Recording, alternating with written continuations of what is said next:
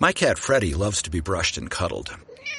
But stirring up his cat allergens meant sneezing and itchy eyes.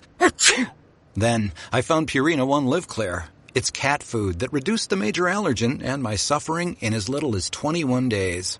Now, we feel closer than ever.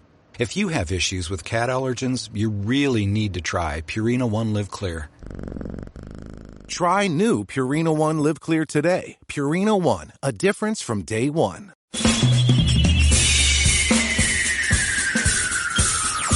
This is The Other Side of Midnight with Frank Morano. They're running a strange program, y'all. Now, here's Frank Morano. Good morrow, everyone. This is The Other Side of Midnight. I'm Frank Morano. It is fair to say, unlike everybody else in broadcasting, I make plenty of mistakes. I mean, I feel like I make plenty of mistakes every hour. I look back at the hour that I just did and I say, oh my goodness, I could have done that better. I could have done that differently. I shouldn't have said that. I don't know what I was thinking on that. And one mistake I made was last week. We had a guest on, or I had booked a guest for, a segment or so. We had I'd earmarked her to come on for 18 to 20 minutes. And immediately I realized what a mistake I had made in not putting her on for a full hour. And it's really interesting because this guest is a radio pro's radio pro, a journalist's journalist, and one of the most sought after, and this is not me being hyperbolic, this is the truth. You can look this up for yourself. One of the most sought-after consultants for on-air talent all over the world. And part of me was wondering, will the things that we're talking about translate to people that aren't radio professionals? Well, I should have known better.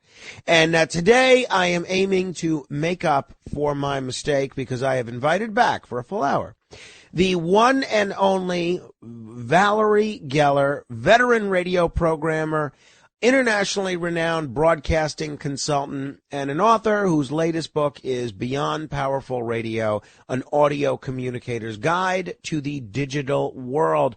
Valerie, welcome back. It's great to talk to you again. Thank you, Frank, so much for having me back for the hour. I feel very flattered, and I really appreciate it. So thank you. So, Valerie, for people that have not heard our previous discussion, you've been, everywhere in terms of being a radio programmer, being a consultant, writing literally the textbook on how to produce radio.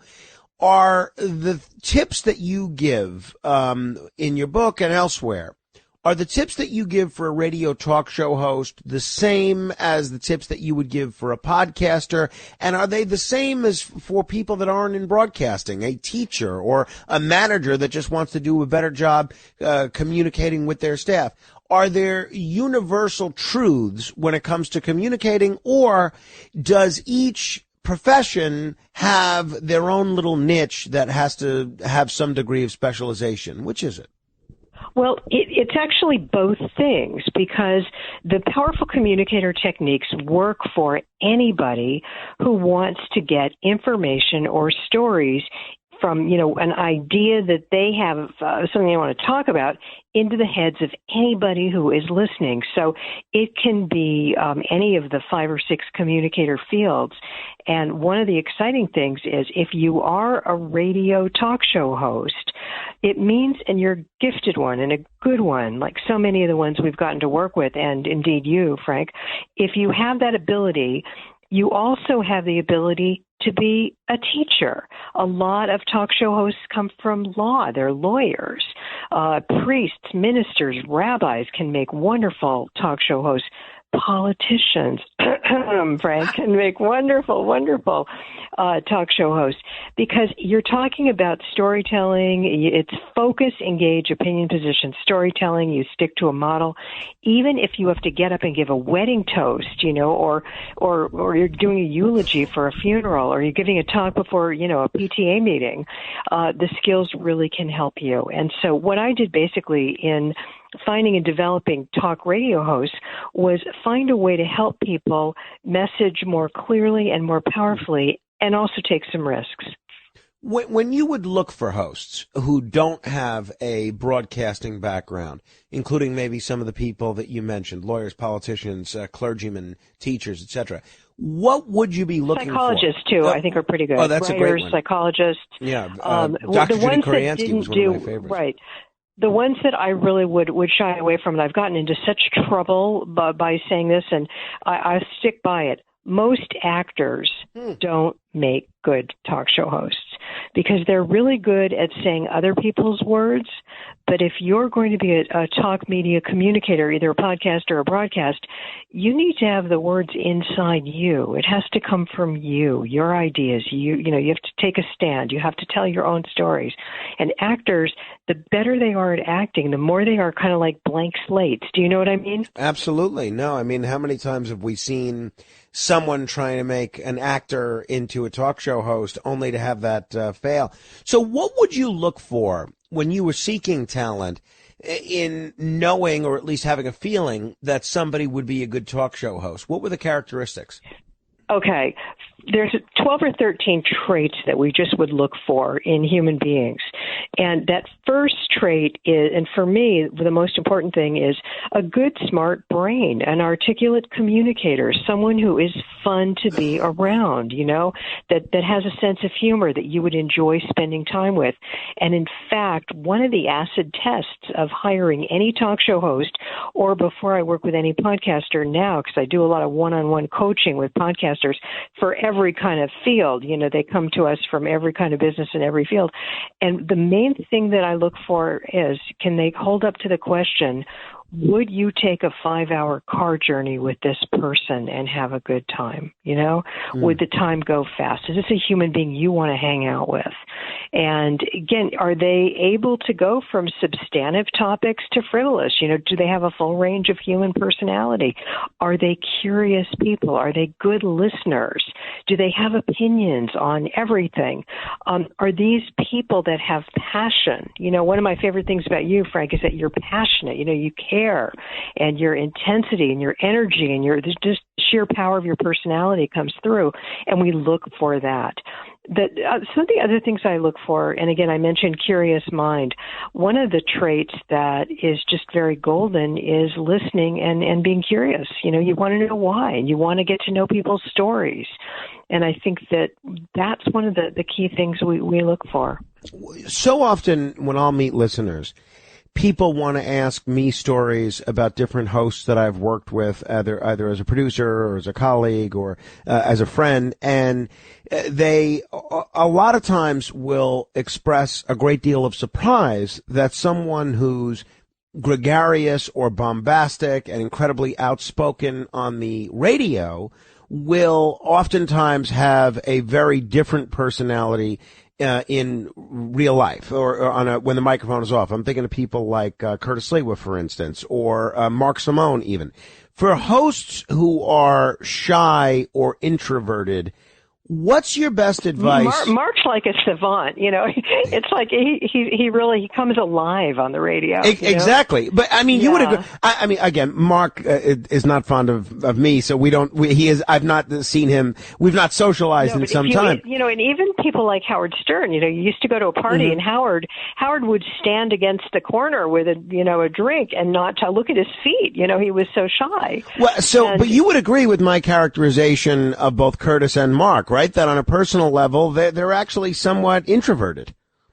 Here's the thing, okay?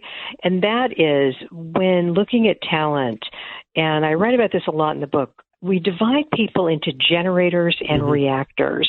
And this is true for about 80%. So nothing is ever 100%. But you have a dominant trait.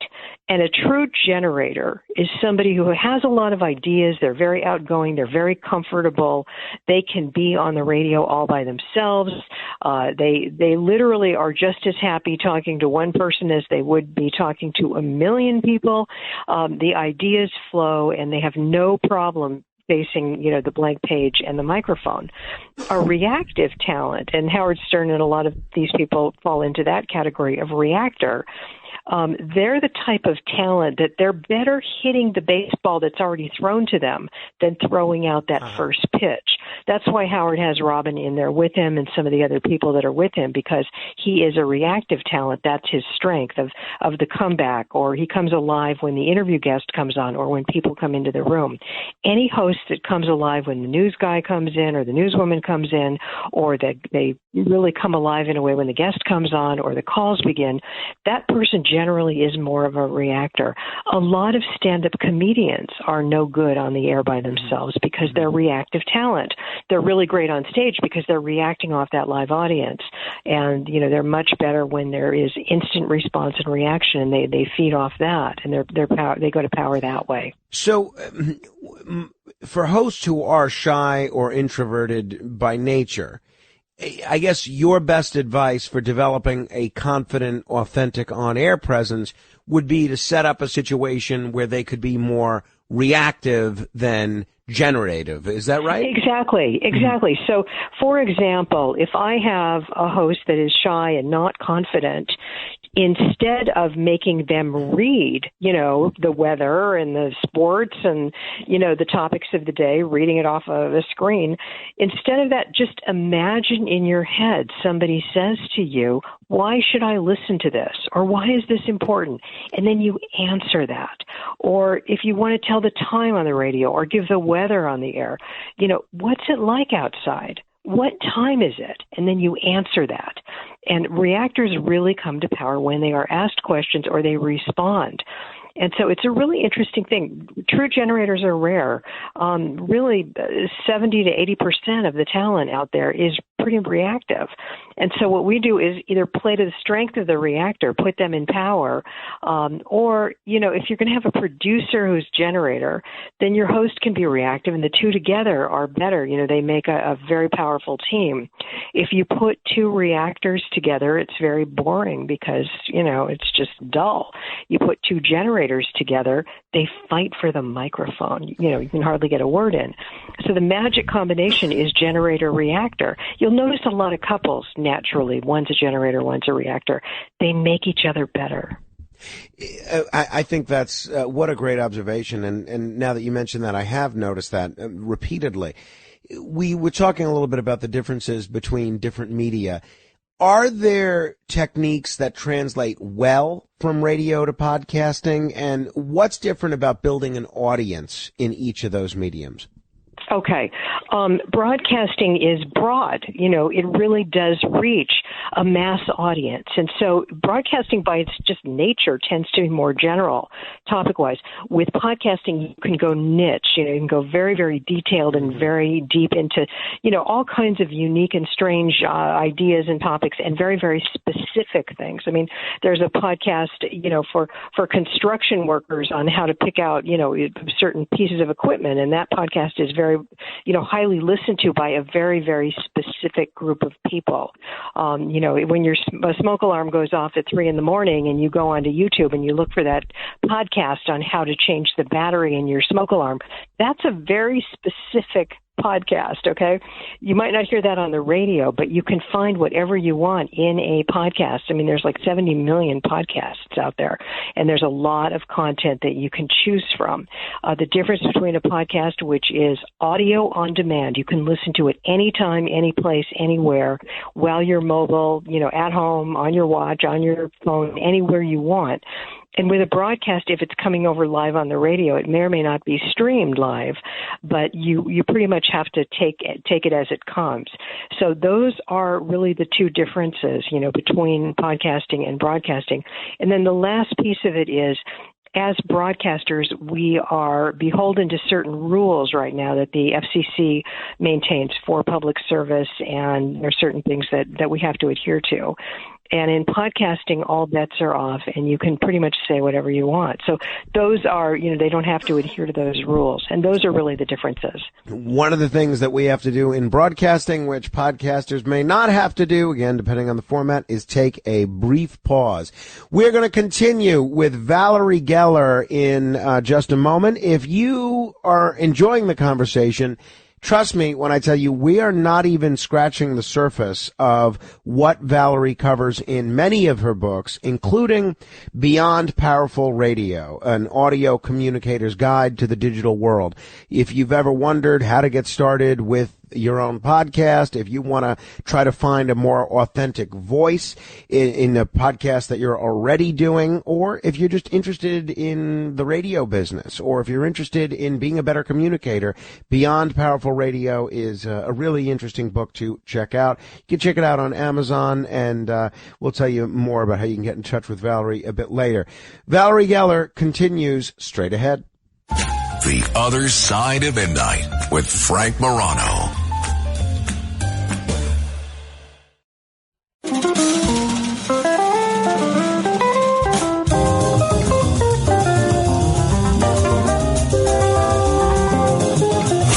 It's The Other Side of Midnight with Frank Morano. Frank Morano.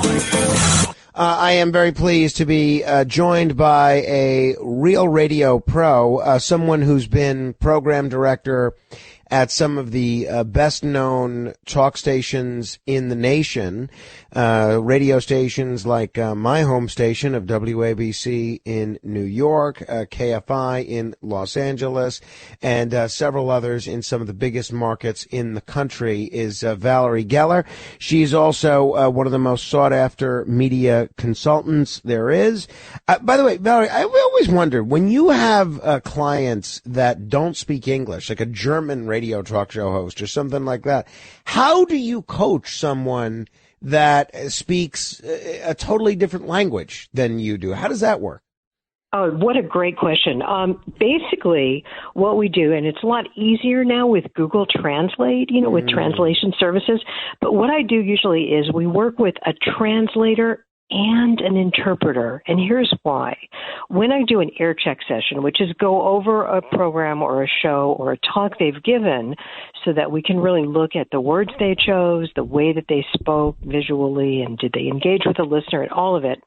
When we go through that, I want to go word for word and really know what the words are. But then you really need an interpreter as well as a translator to tell you, because you're out of country, out of culture, right? And out of language. So you really need to know what happened last week or 3 days ago to make that funny now. How is it in context? So for somebody to put the content into context so that you can really work with what went on and was it in power and be able to really help the team or the person you're working with.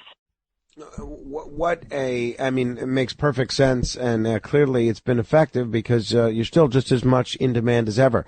My last question on podcasting versus radio, and then, we'll talk social media. But really, Frank, it's all the same thing. It is, radio is the delivery system live over the air. Podcasting is, audio on demand, and they are, they're siblings. Somebody said, well, how do you look at radio? I look at radio as the first kid. Podcasting is the second kid, but they're in the same family. So I know when I started doing podcasts for the first time that were not broadcast on radio, just original podcasts, I still had all these radio habits. Every, few minutes I would tell people who I was interviewing and reset and tease and things like that. And then I realized that, wait a minute, people have already clicked this knowing exactly who I'm interviewing and what I'm talking about. I don't need to constantly, reset for an audience that is tuning in because they're scanning the radio dial. Some podcasters struggle with pacing a bit. How can someone keep their show moving without feeling rushed or robotic? Okay. Number one, anything that's pre-recorded, and working a lot with people around the world with this idea, if you are pre-recording, it should be as perfect as you can make it. Mm-hmm. So if there are slow periods, dull periods, the time drags, it starts to feel long, now you have to cut, okay? So when you're doing your interview, you do that interview, and then you have to go back and edit it so that it moves, and anything that doesn't further the story or add to the conversation, inform, entertain, inspire, persuade, or connect a listener. If your show is not not doing that. When in doubt, leave it out or cut it out. Live radio is a very different animal in that there's a zing to it. Anything goes when you're live on the air. You're working without a net pretty much. And so there will be mistakes, maybe bad audio, things get said that maybe go on a little long. But the bottom line is when it's live, it has a very different feeling to it. And when it's live, anything goes. When it's pre-recorded, it should be as perfect as you can make it. And that means don't go too long. Now, some of the mistakes that podcasters make, and if you have listened to a podcast, you've probably heard this. Hello, welcome to my podcast. My name is Joe Johnson. This is podcast episode 45 on my podcast. Yesterday on my podcast, I talked to blah, blah, blah. Very, very boring. Really, the trick is answer the question, why should you listen to this, or what's in it for a listener? So instead of, hi, my name is Joe Johnson, I'm going to be talking with a guest, and this is episode 45, nobody cares. And it's particularly essential in a podcast to engage the listener immediately. So it becomes ask a question or tell immediately why the listener should listen to it, what they're going to get. If you imagine each person listening has a bucket and they're coming to you and you have to put, solid chunks of gold into that bucket, what is it you want to say?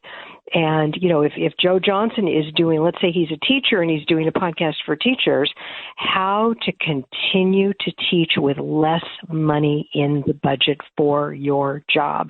That's the topic. I'm Joe Johnson. This is episode 145. Do you know what I mean? Like, start with what's in it for the listener first. Sure. Hi, this is Debbie, your Blinds.com design consultant. Oh, wow. A real person. Yep. I am here to help you with everything, from selecting the perfect window treatments to... Well, I've got a complicated project. Oh, not a problem. I can even schedule a professional measure and install. We can also send you samples, fast and free. I just might have to do more. Oh, okay. So the first room we're looking at is for guest... Shop Blinds.com now and get up to 50% off with minimum purchase. Blinds.com. Rules and restrictions may apply. I'm Cindy Lauper. My psoriasis was all over, even on my scalp, which may mean 4 times the risk for psoriatic arthritis. But Cosentyx works on both. Cosentyx secukinumab is prescribed for adults with moderate to severe plaque psoriasis 300 milligram dose and adults with active psoriatic arthritis 150 milligram dose. Don't use if you're allergic to Cosentyx. Before starting, get checked for tuberculosis. An increased risk of infections and lowered ability to fight them may occur, like tuberculosis or other serious bacterial, fungal, or viral infections. Some are fatal. Tell your doctor if you have an infection or symptoms like fevers, sweats, chills, muscle aches, or cough, had a vaccine or plan to, or if inflammatory bowel disease symptoms develop or worsen. Serious allergic reactions and severe eczema-like skin reactions may occur. Learn more at Cosentyx.com or 1-844-COSENTYX. Ask your doctor about Cosentyx. Your snacking routine can get a little dull. Time for a Light and Fit remix. Like a crunchy storm of graham cookies, caramel pearls, and dark chocolate, showering down into a smooth, creamy yogurt. Enjoy 3 Light and Fit remix varieties with craveable flavors and up to 120 calories and 10 grams of protein per 4.5-ounce serving. See RemixYogurt.com. This podcast is supported by Progressive, a leader in RV insurance. RVs are for sharing adventures with family, friends, and even your pets. So if you bring your cats and dogs along for the ride, you'll want Progressive RV insurance. They protect your cats and dogs like family by offering up to $1,000 in optional coverage for vet bills in case of an RV accident, making it a great companion for the responsible pet owner who loves to travel. See Progressive's other benefits and more when you quote RV insurance at Progressive.com today. Progressive Casualty Insurance Company and Affiliates. Pet injuries and additional coverage and subject to policy terms. At 30 minutes after the hour, this is The Other Side of Midnight, talking with Valerie Geller. Valerie, you've added a relatively new section on social media in the more recent editions of the book. What's your top tip for broadcasters who are trying to expand their reach online without coming across as being desperate for attention? Well, number one is don't drink and post. I good advice. I think that's the main thing. Don't post carefully. Don't post anything that you wouldn't put in skywriting over America. Understand that once it's posted, it can, go viral. And sometimes in a tweet or a text or any kind of a post, it's not what you say, it's how it lands. And maybe you meant to say something, but it landed wrong. And you can really create all kinds of havoc in that. The other thing is decide what kind of an audience you want and talk to that audience. As you know, there are very varied humans who are very emboldened by social media because it's anonymous for a lot of people, and they feel that they can say things on social media they would never say to a person in real life. And I think we have to look at social media. We have to be a little bit kinder and gentler with it because it can be very, very harsh.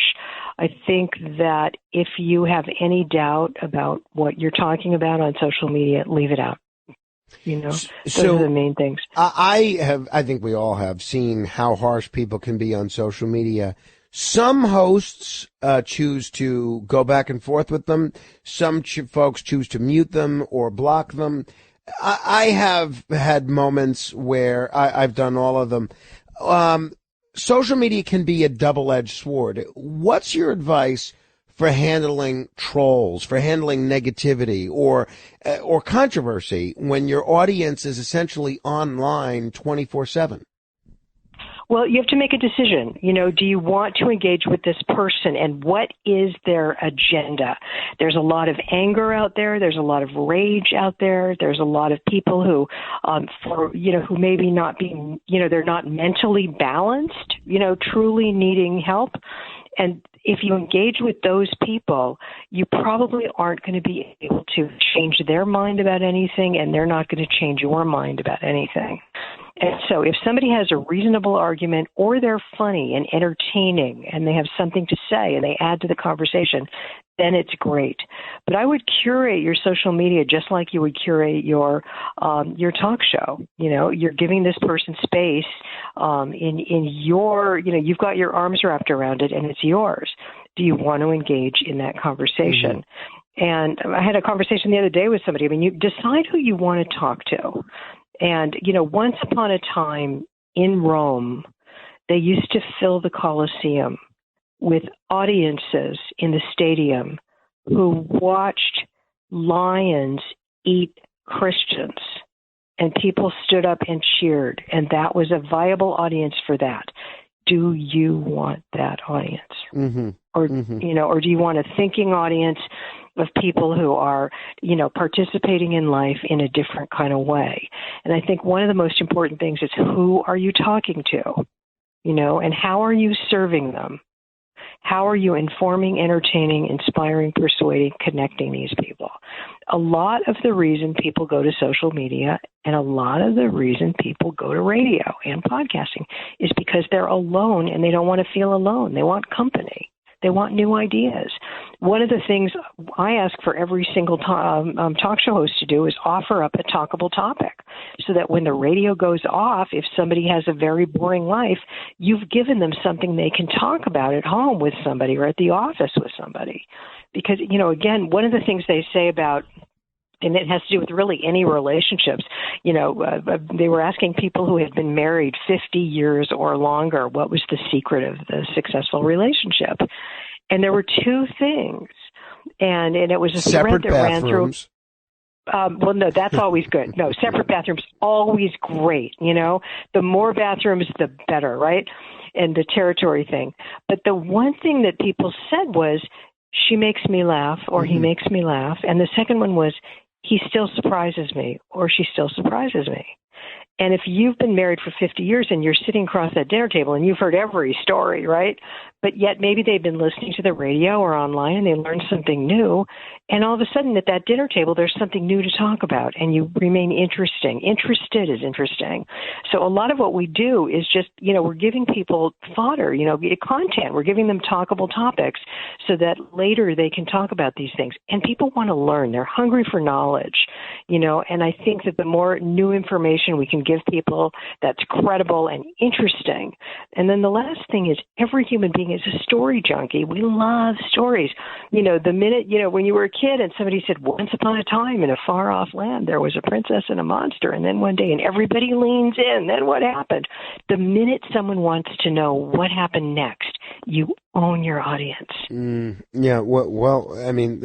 is such good advice in every storytelling format, no doubt about it.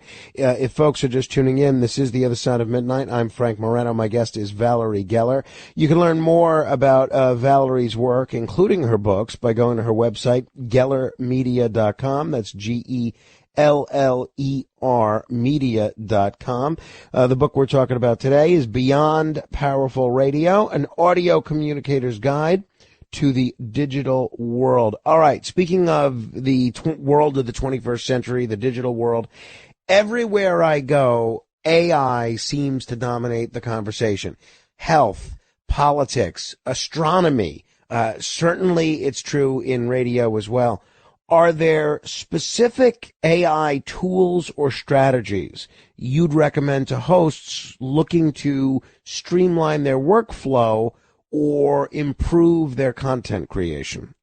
Absolutely. And, AI is here. It's here to stay, and we would be fools not to use it. AI in 1 minute can do the work of 16 producers looking for content and information about a subject or a topic that you'd like to background yourself in. It will give you literally everything the internet knows about it and distill it for you. So it is a wonderful thing in many, many ways. However, my advice to anybody who's broadcasting or podcasting using AI, use it like you would if you hired an intern. You've got to check the work. You can't just let them go, run free. You have to really look over, what it is that they're, delivering to you, and go through it with a fine-tooth comb and refine it and edit it and make sure it's what you need. But I think as far as show prep, as far as writing copy, certainly for sales and commercials, it's really, a lot of the commercials we're listening to now on the air for television and radio have been written and created by AI, but the ideas still come from people. This would make a good show, or I'd like to talk to this person about that. I'd like to learn more about that. That still comes from human. And the connection between a host and an audience, that's still human, and that has to stay human. That aspect of personality and authenticity is so important, and you emphasize the importance of becoming an authentic personality. What's the key to finding your unique voice without it sounding forced? Okay. Here's the thing that all artists do, whether you're, a painter or a songwriter or any kind of an artist in the world. And I believe talk media is an art form. And the people who master it, there is an element of being an artist if you are a powerful communicator. And here's what artists do. They observe life, then they filter what they see through their own unique creative process, and then put it out there for other people through their own unique voice. One of the very magical things about creative people is that it takes guts and it takes some risk because you have to put yourself out there. And I think that, Rollo May wrote a book called The Courage to Create, and it does take courage. You have to have a spine, you have to have a backbone, and you have to have the courage of your own convictions. You have to be a good storyteller, and I believe you can, not everybody's a natural born storyteller, but everyone can learn techniques to become a better storyteller. And a powerful storyteller, it has a beginning, a middle, and an end. You can really literally use a format. I might have talked about Ken Adams' Story Spine last time, where you literally take the fairy tale type of storytelling and you can teach the craft of storytelling. The things you can't teach are the curiosity, the sparkle in the eye, the sense of passion for knowledge, passion for humor, passion for understanding what people think, and the enjoyment of it. That's the thing you can't teach people. And every single successful host globally has a few things that run in common. And one of the main things is total strangers who've never met you, if you're on the air, but they listen, they feel they know you. And it's a trait that great actors have, great communicators have, great singers have. You feel you know the person and you feel they are talking to you personally. And that's one of the things that, that's the goal that we hope to accomplish with each program. Have you ever coached someone who completely transformed their on-air presence? Maybe a personality who went from being somewhat bland to just being brilliant? So I work with a lot of hosts that come from newspaper, that come from other, disciplines of storytelling. And usually they start out very stilted and they are afraid. And it's the same thing for guests as it is for hosts. The minute you get people to the point where they're talking about things they know about and care about, they lose the nervousness, they lose that stumpering around where they're fumfering and sound very nervous or bored or boring, because they're talking about something they know about and care about, and they get confident. Here's the thing that holds creative people back, okay? It's the fear of looking foolish or making a mistake. When you go on the radio, people like you and I, we go on the air every day. We don't think too much about it. We know what it is, and we like doing it. But for people who don't do it every day, they're terrified. Their boss is listening. Their families are listening. Everyone they know from third grade is listening. If they make a mistake, particularly with, PR people who are on the air as guests, if they make a mistake, they could lose their job, and they don't want to look stupid, and what if you ask a question and I don't know the answer to it? And so again, once you really get people talking about things they know about and they get confident about, they lose that nervousness. And that's true for guests and for hosts alike. You've worked with thousands of broadcasters, maybe tens of thousands. Is there a particular broadcaster or station that you worked with that stands out as the ultimate success story for you? Okay, this was years and years ago, but I got to work with a station called LBC in London. And I worked with a couple of print people. They came out of print journalism.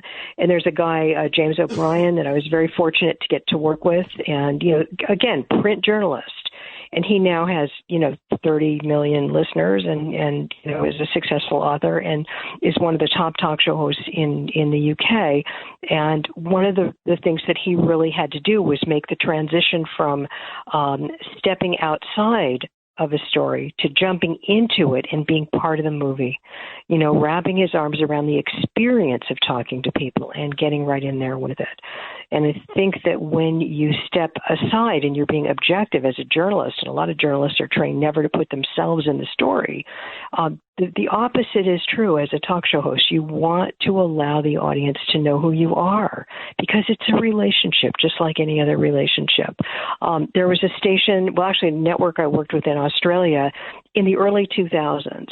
And at the time, they had about 3 to 5% of the national listening audience. I did a project with them over a number of years, and it went up to 36%.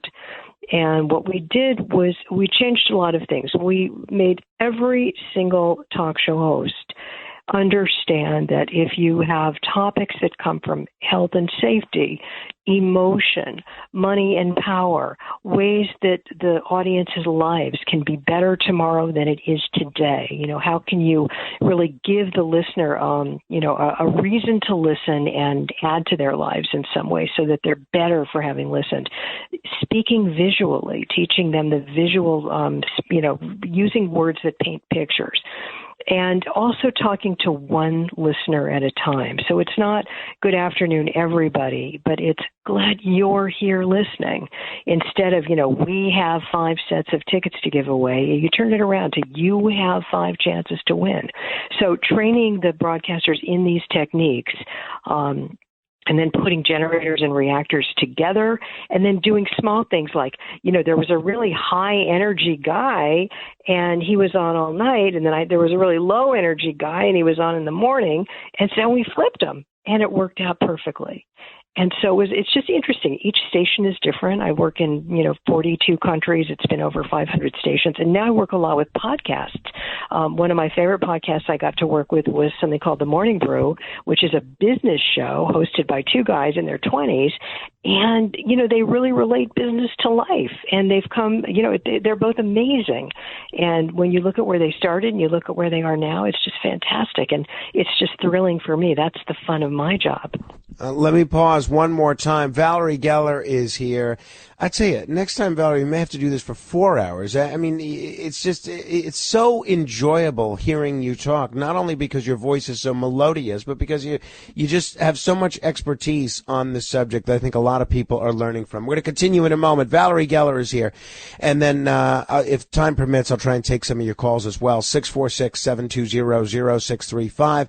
That's 1-646-720-0635. This is The Other Side of Midnight. Straight ahead.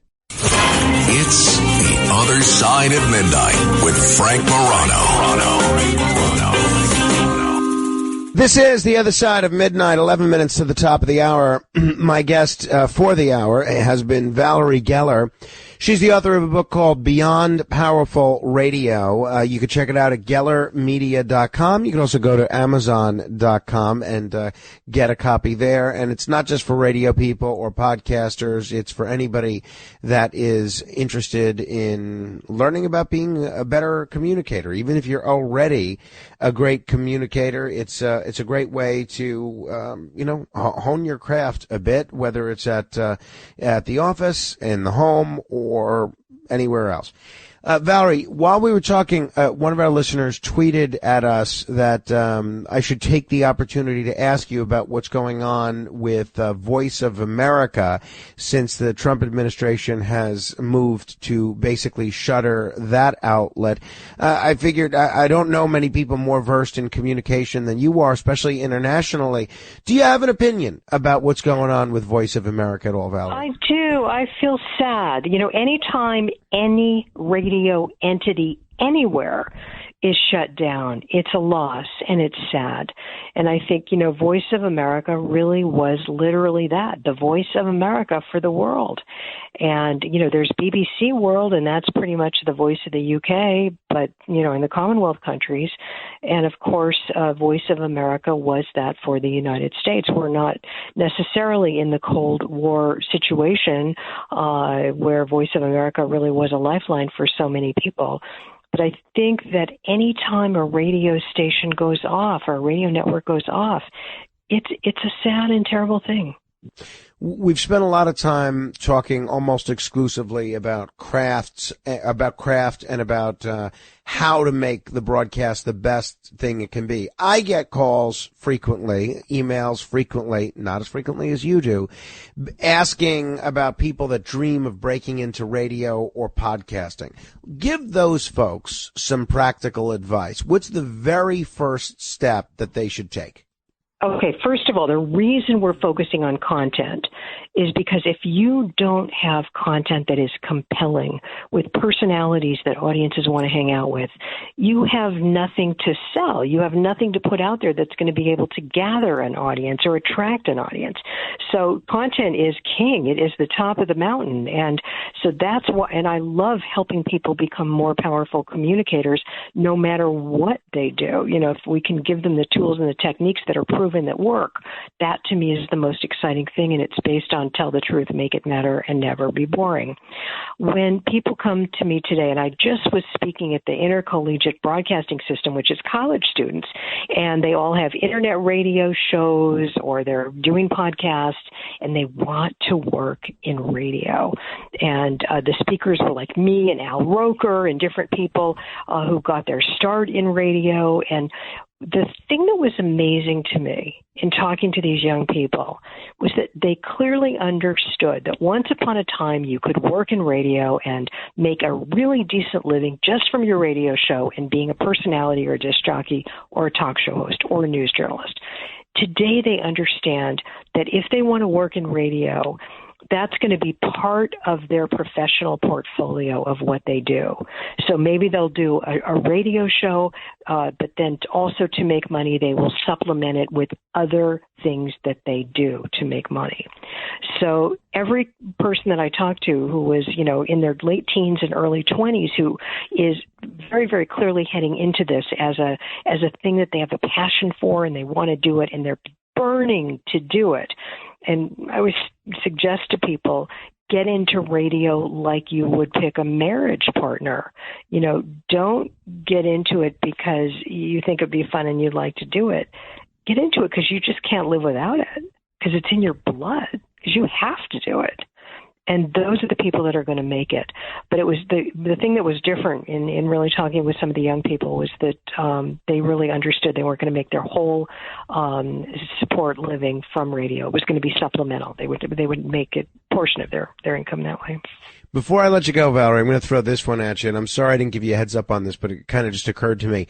If you had to assemble an all-star dream team of 5 radio personalities, past or present, living or dead, who would make your list? Well, actually, some of them are people you and I know and have worked with. I think that the late Lynn Samuels, I would put her on the air anywhere, anytime, any place, because she was fun and quirky and passionate, and she's the type of person we really look for.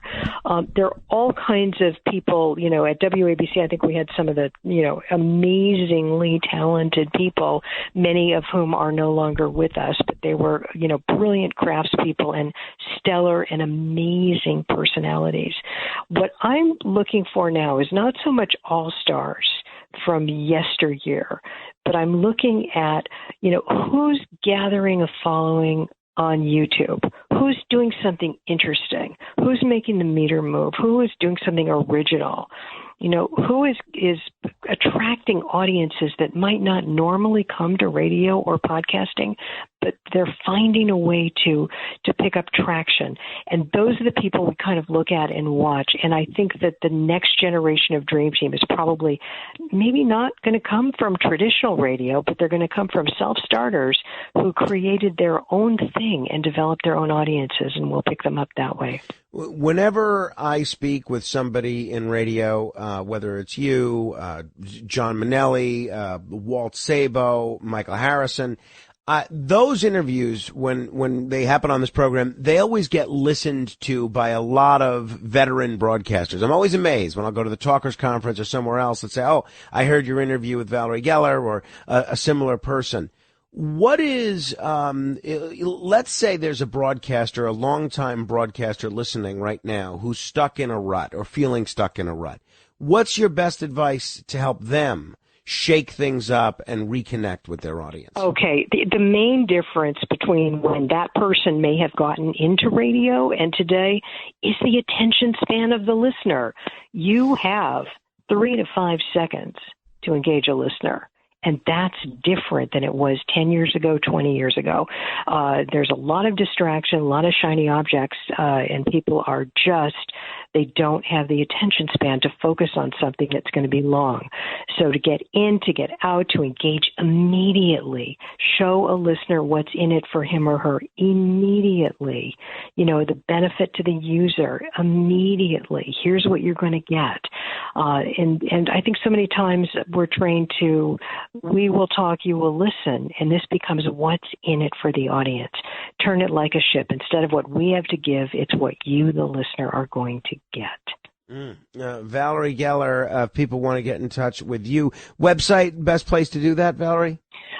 Beyond Powerful Radio is the book site. On Twitter, it's at VGeller, Geller. On X, Twitter, email Valerie@GellerMedia.com and GellerMedia.com. There's also a website, CreatingPowerfulPodcasts.com. Is there anything that you're listening to now that, whether it's something that everybody knows, like a Joe Rogan or a Jocko Willink, or a show or a podcast that nobody's heard of that you're really enjoying? Is there anything you're listening to now that you'd recommend? Well, it's interesting. I do have a list of podcasts that I listen to and that I do recommend to people. If you like storytelling, I think that The Moth is amazing. Public Radio's Moth. I still think This American Life, Ira Glass. It started as a radio show, and now it's listened to much more on the podcast. But I think these stories are amazing and wonderful. And for recreation, I'm such a story junkie that I tend to listen to some of those programs that are, it's sort of a grab bag. It's like a box of chocolates. They're all chocolate, but you don't know what's going to be in the center. And I like surprises. I love strong personalities. There are a couple of singer-songwriters who are doing some podcasts, and the way they look at life is pretty interesting to me. And the other thing is, a lot of the clients that I work with, I listen to a lot of podcasts because it's my job. And so as they improve and get stronger and grow their audiences, I start to fall in love with them. Terry Ryder, who edited my book, hosts a podcast, she said, I listen to podcasts all day long in radio. All right, Valerie Geller, it's always a treat. I'm looking forward to the next time I get to see you in person, Frank, Valerie. Thank you so much for having me on, and just keep up the great work. It's my pleasure. Valerie Geller. All right.